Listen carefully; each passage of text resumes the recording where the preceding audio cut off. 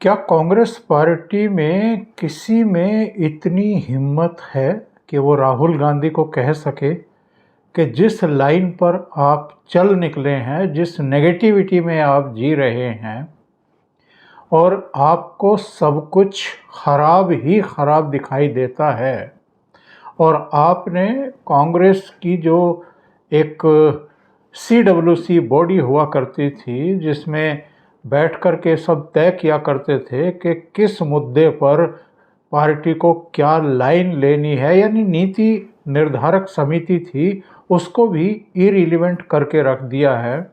और आप खुद से विदेश नीति पर, अर्थनीति पर, रक्षा नीति पर, राजनीतिक फैसलों पर केंद्र सरकार की जो आपकी पॉलिसीज़ हैं उन पर खुद ही अपने स्तर से ही टिप्पणियां करते रहते हैं।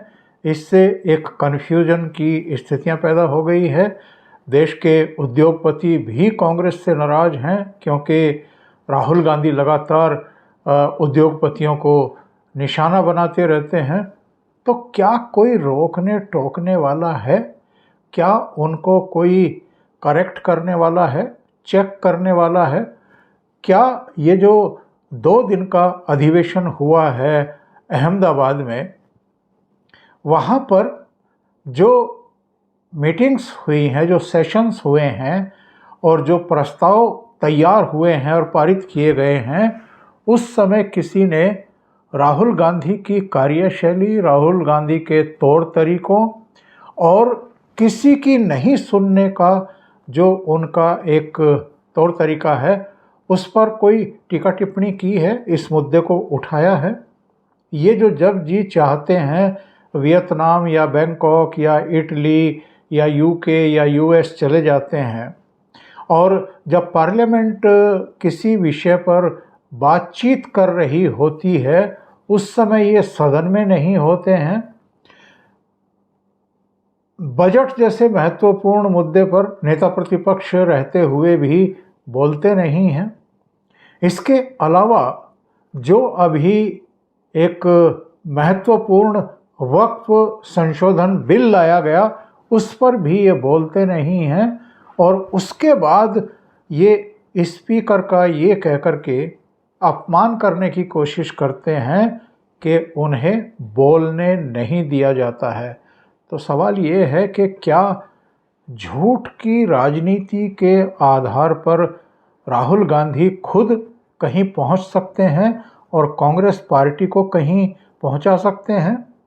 लगता नहीं है, क्योंकि जब से कांग्रेस पार्टी की कमान इनके हाथ में आई है तब से पार्टी नीचे की तरफ ही जा रही है। कहीं भी आप ये नहीं कह सकते हैं कि राहुल गांधी की वजह से कांग्रेस ने कुछ प्लस किया है, कुछ जोड़ा है। तेलंगाना हो, कर्नाटका हो, हिमाचल प्रदेश हो, वहाँ जो कांग्रेस की सरकारें बनी हैं वो भी वहाँ पूर्ववर्ती सरकारों के खिलाफ जो एंटी इनकम्बेंसी थी, जो वादे पूरे ना कर पाने की एक लोगों में नाराज़गी थी, और जो एक विकल्प तलाश करने की एक प्रवृत्ति लोगों में होती है, उसके चलते सरकार बनी है। इन तीनों ही सरकारों के गठन में कोई भूमिका राहुल गांधी की हो तो कोई बता दे। इसी तरीके से लोकसभा चुनाव के मौके पर अगर 2014 में केवल 44 सीटें, 2019 में केवल 52 सीटें, और तीसरे चुनाव में भी आकर के ये 100 का आंकड़ा नहीं छू पाना, ये भी राहुल गांधी की पूरी तरीके से विफलता है। उस समय का जरा याद करिए कि राहुल गांधी ने किस तरह का प्रोपेगेंडा शुरू किया था। वो वी का निशान बना करके अपनी मम्मी सोनिया गांधी, अपनी बहन प्रियंका वाड्रा और पार्टी के राष्ट्रीय अध्यक्ष बनाए गए मल्लिकार्जुन खड़गे के साथ फ़ोटो खिंचवा रहे थे, कुछ इस अंदाज में कि जैसे ये तो चुनाव जीत गए हैं और मोदी जी चुनाव हार गए हैं। ये चीज़ें आखिर कब तक चलेंगी? और ये सब वो उन्होंने क्यों किया था? क्योंकि लगातार तीसरा लोकसभा चुनाव राहुल गांधी की सरपरस्ती में पार्टी लड़ी थी और बुरी तरह हारी थी। तो पार्टी के भीतर से उनके नेतृत्व, उनकी कार्यशैली को लेकर के सवाल ना खड़े हो जाएं और उनकी नाकाबिलियत को लेकर के भी फिर से अगस्त 2020 वाला सीन क्रिएट ना हो जाए, जब कांग्रेस के भीतर ही एक G23 बन गया था और उसने राहुल गांधी की काबिलियत को लेकर के सवाल खड़े करने शुरू कर दिए थे, तौर तरीकों को लेकर के सवाल खड़े करने शुरू कर दिए थे। वैसे तो जब ये कहीं जाते हैं, जब ये भारत जोड़ो तोड़ो यात्रा शुरू हो रही थी, पहले वाली और दूसरे वाली भी, तो ये लोगों से कुछ इस अंदाज में गले मिलते जा रहे थे कैमरों पर, ताकि ये एक मैसेज जा सके कि देखो ये तो गरीब गुरबा और जो सामान्य नागरिक हैं इस देश के, उनके प्रति भी किस तरह का भाव रखते हैं। या कुलियों से जाकर के मिलना, या हरियाणा के सोनीपत ज़िले के गांव में जाकर के ट्रैक्टर पर बैठ कर के उसे खेत में चलाना, या धान की रोपाई करना पैंट ऊपर चढ़ा करके और माइक लगा करके यहाँ पर। और इसके अलावा भी कभी बाइक के मैकेनिक से जाकर के उसके बारे में, कभी कारपेंटर के पास जाकर के, कभी मोची के पास जाकर के, कभी रेलवे के पायलट से जाकर के मिलना, ड्राइवर से, लोको पायलट से जाकर के मिलना, ये सब केवल और सब्जी मंडी में जाकर के मिलना लोगों से, ये एक शो करने की कोशिश के साथ देखिए जो देश का आम जन है उसके प्रति हम कितने फिक्रमंद हैं और हम कितने लेमैन हैं, डाउन टू अर्थ हैं। तो मेरा ये कहना होता है कि भाई 2004 से लेकर के और 2014 तक, जब मनमोहन सिंह के नेतृत्व में, कांग्रेस के नेतृत्व में यूपीए की सरकार थी 10 साल तक, उस समय क्या राहुल गांधी किसी बाइक मैकेनिक से मिलते हुए किसी ने देखे, या किसी कुली से जाकर के मुलाकात की हो, या लोको पायलट से मिले हों, या सब्जी मंडी में किसी से मिले हों, या पहलवानों के अखाड़े में पहुंचे हों? कभी नहीं देखा गया। उस समय तो हवा के घोड़े पर सवार थे, किसी से बात नहीं करते थे। उसी दौर में निर्भया कांड हुआ था और जो यूथ था दिल्ली का भी और दिल्ली के बाहर का भी, वो सड़कों पर था, न्याय मांग रहा था, और तब भाई बहन उनसे मिलने के लिए भी तैयार नहीं थे, उनके पास नहीं गए थे। तो इनकी कथनी और करनी में कितना बड़ा अंतर है, इससे स्पष्ट होता है।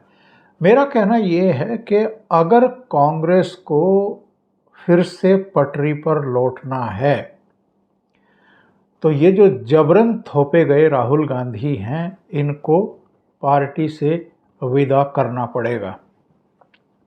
क्या किसी में इतनी हिम्मत है कि वो राहुल गांधी को विदा कर सके, या सोनिया गांधी की आंखों में आंखें डाल करके कुछ तीखे सवाल पूछने की हिम्मत जुटा सके?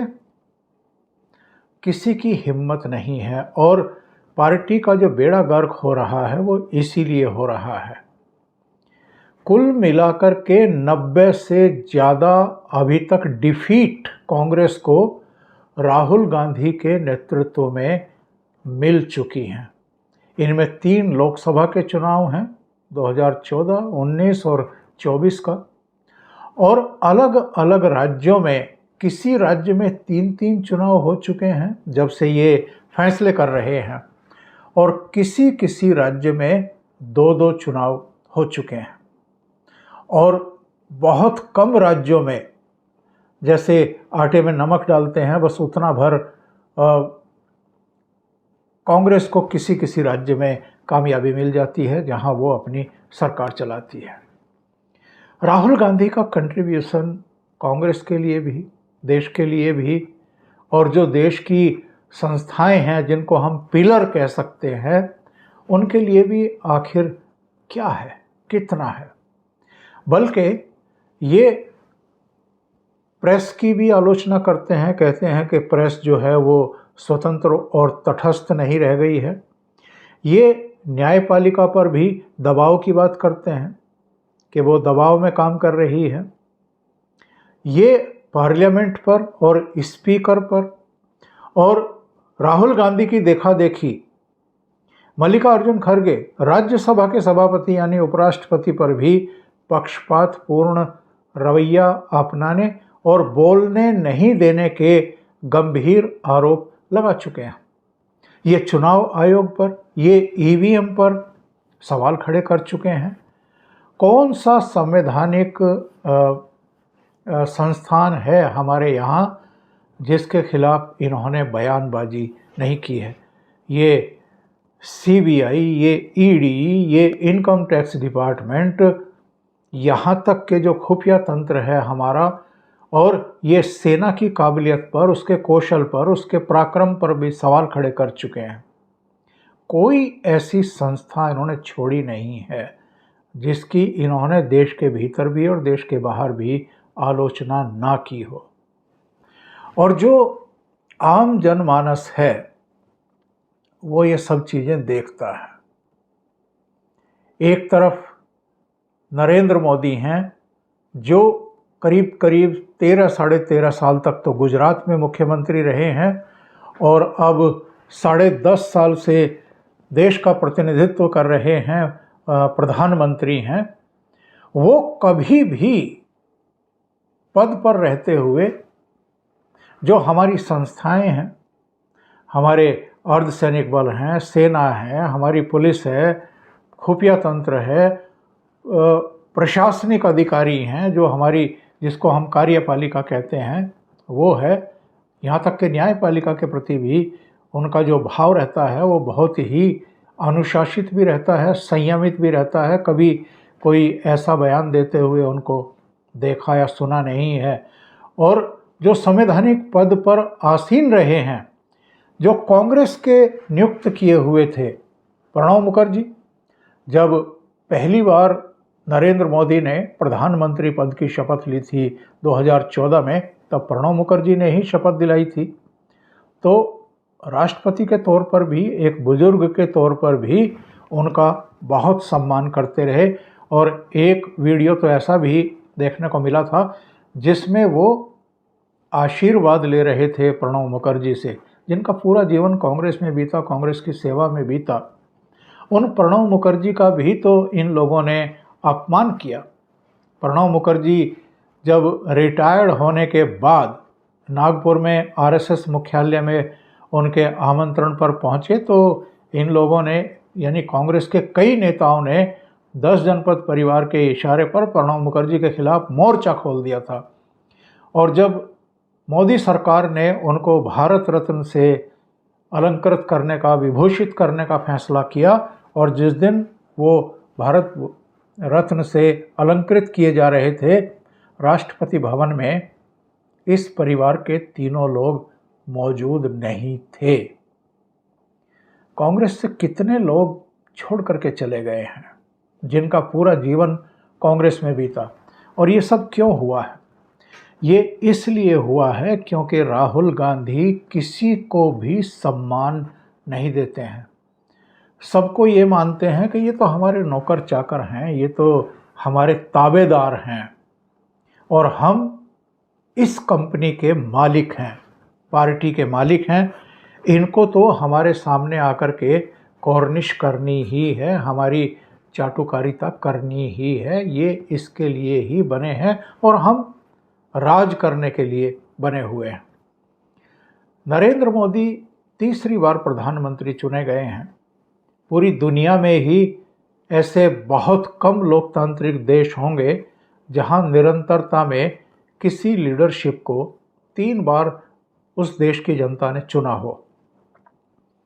लेकिन ये जो चुनाव आयोग है, जो पूरी प्रक्रिया है, जो ईवीएम से वोटिंग होती है, उस पर भी सवाल खड़े करके पूरी दुनिया में उनके चयन की जो मान्यता है, जो लेजिटिमेसी है, वो उसको भी मानने से इनकार करने की हिमाकत दिखाते हैं।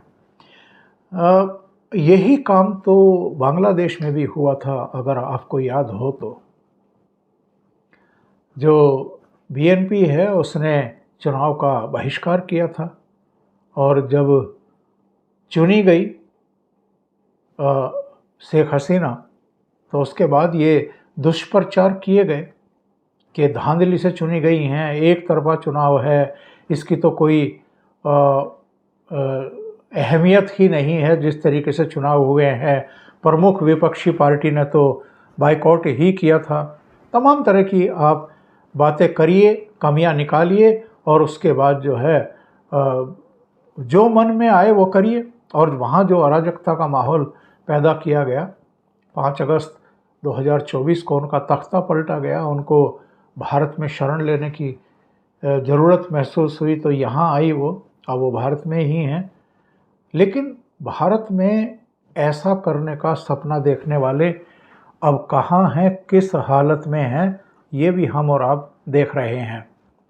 वो जॉर्ज सोरोस, वो डीप स्टेट पूरा अमेरिका का, वो जितने भी कट्टरपंथी संगठन थे, यहाँ तक के जो चीन भी नरेंद्र मोदी के खिलाफ एक मुहिम चलाता रहा, अलग तरीके से चलाता रहा। वो बहुत सारे ऐसे संस्थानों को फंड किसी ना किसी चैनल के जरिए पहुंचाता रहा जो नरेंद्र मोदी सरकार के खिलाफ मुहिम चला रहे थे, सोशल मीडिया के जरिए, पोर्टल्स के जरिए, या जो यूट्यूब चैनल हैं या दूसरे इस तरह के जो भी उनके मंच हैं वहाँ पर। तो बहुत सारी ताकतें लगी रही हैं, लेकिन जब से नरेंद्र मोदी तीसरी बार प्रधानमंत्री बने और इन्होंने ये कहना शुरू किया कि चूँकि इस बार तो नरेंद्र मोदी को, भारतीय जनता पार्टी को पूर्ण बहुमत मिला ही नहीं है, तो ये तो कमज़ोर सरकार है, अल्पमत सरकार है, ये तो कभी भी ढह जाएगी, कभी भी गिर जाएगी। उस सरकार ने वक्फ संशोधन अधिनियम बना करके, बिल को दोनों सदनों से पारित करा करके ये बता दिया कि ये कमज़ोर सरकार भी नहीं है, इसकी जो इच्छा शक्ति है, इसका जो मनोबल है, इसके जो इरादे हैं, इसके जो कार्यक्रम हैं और इसकी जो घोषणाएं हैं, उनके प्रति भी उसकी प्रतिबद्धता में कोई कमी नहीं आई है और उसका मनोबल डाउन भी नहीं है। तो इसके चलते भी इस समय कांग्रेस में परेशानी का आलम है। इनको लग रहा है कि अभी तो 4.5 साल पड़े हैं नरेंद्र मोदी के और उनकी सरकार के, तो ऐसे में क्या किया जाए, इसको कैसे बदनाम किया जाए। तो इसी वक्फ अधिनियम को बहाना बना करके अब देश भर में धरने, प्रदर्शन, तोड़फोड़, पत्थरबाजी, आगजनी, दंगे फसाद कराने की साजिशें जो हैं वो कई संगठन बना रहे हैं। लेकिन ऐसा तो है नहीं कि सरकार के पास इन सब चीज़ों की जानकारी नहीं है। इस बार गृह मंत्री भी तैयार हैं, ज़्यादा मजबूती से इस बार इन चीज़ों को हैंडल किया जाएगा, दबाया जाएगा। और जो NSA हैं यानी राष्ट्रीय सुरक्षा सलाहकार हैं अजीत डोभाल, वो भी आस पड़ोस के देशों की जो गतिविधियां हैं, नाफरमानियां हैं, उन पर बहुत बारीक नज़र रखे हुए हैं। मेरा कहना ये है कि ये जो गुजरात में 2 दिन का कांग्रेस का अधिवेशन हुआ, इससे उम्मीद लगाना मुझे लगता है कि कुछ ज़्यादा ही अपेक्षा पालना है कांग्रेस से, क्योंकि कांग्रेस अब जब तक ये गांधी नेहरू परिवार इसके ऊपर काबिज है, तब तक किसी तरह का कोई आमूल चूल परिवर्तन उसकी नीतियों में होगा, उसके कामकाज करने के तरीकों में होगा। और राहुल गांधी के रहते हुए प्रमुख विपक्षी दल होने के बावजूद वो कोई सकारात्मक भूमिका निभाएगी, सदन में भी और सदन के बाहर भी, या कोई सहयोग करेगी अच्छे मुद्दों पर, देश हित के मुद्दों पर, इसके तो बारे में सोचना ही बंद कर देना चाहिए। अभी आचार्य प्रमोद कृष्णम का एक वीडियो में देख रहा था जिसमें वो व्यंग कर रहे थे और ये कह रहे थे कि मैं प्रधानमंत्री जी से अनुरोध करता हूँ कि 15 साल से बेरोज़गार राहुल गांधी को कोई रोज़गार उपलब्ध करा दिया जाए। तो मुझे तो लगता है कि राहुल गांधी कभी कोई रोज़गार कर ही नहीं रहे थे। वो सामान्य एक मेंबर ऑफ पार्लियामेंट हैं 2004 से, और अगर प्रमोद कृष्णम का इशारा इस तरफ है कि भले ही प्रधानमंत्री नहीं रहे, भले ही केंद्र में मंत्री नहीं रहे, पर सरकार तो माँ बेटा की ही थी, माँ बेटा बेटी की ही थी, भले ही मनमोहन सिंह प्रधानमंत्री हों तो वो अलग बात है। लेकिन कांग्रेस बहुत गहरे संकट में है। इस तरह के अधिवेशन को भी तमाशे में तब्दील कर देना और इस अधिवेशन का हासिल क्या रहा ये तक ना बता पाना, ये कांग्रेस की दरिद्रगी को और जो मौजूदा स्थिति है इसी को बयान करता है। और मेरा तो ये कहना है कि जब तक कांग्रेस और कांग्रेस के नेता ये हिम्मत नहीं जुटाएंगे इनको ये बताने की कि कांग्रेस की और कोई समस्या नहीं है, सबसे बड़ी समस्या राहुल गांधी ही हैं। राहुल गांधी ही पार्टी के विकास और आगे बढ़ने में सबसे बड़ा रोड़ा साबित हो रहे हैं। जब तक ये नहीं हटेंगे तब तक पार्टी आगे नहीं बढ़ेगी। और भारतीय जनता पार्टी को तो ये स्थिति सूट कर रही है। अभी के लिए इतना ही। बहुत बहुत धन्यवाद। अगर आपको ये चैनल और इसके कंटेंट पसंद आ रहे हैं तो लाइक करें, कमेंट करें, वीडियो को शेयर भी करें। अभी तक अगर आपने ये चैनल सब्सक्राइब नहीं किया है तो सब्सक्राइब कर लें और साथ में लगे बेल आइकॉन को दबा दें ताकि आगे आने वाले वीडियो और उनके नोटिफिकेशन आप तक पहुंचते रहें। बहुत बहुत धन्यवाद। नमस्कार।